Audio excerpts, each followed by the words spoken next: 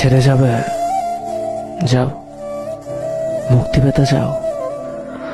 ওকে, সেটাও দিলাম, কিন্তু অনুরোধ একটাই, ছেড়ে যাওয়ার জন্য কোনো অজুহাত দেখিও না। তোমার আমাকে আর ভালো লাগে না সেটা বলে গেলেই পারতে।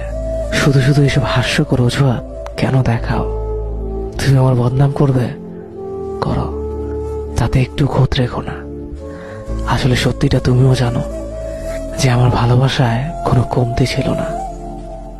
তোমার টাইম পাস করা লাগলে অনেক কিছু ছিল, শুধু শুধু কেন আমাকে তোমার টাইম পাসের জন্য বেছে নিলে?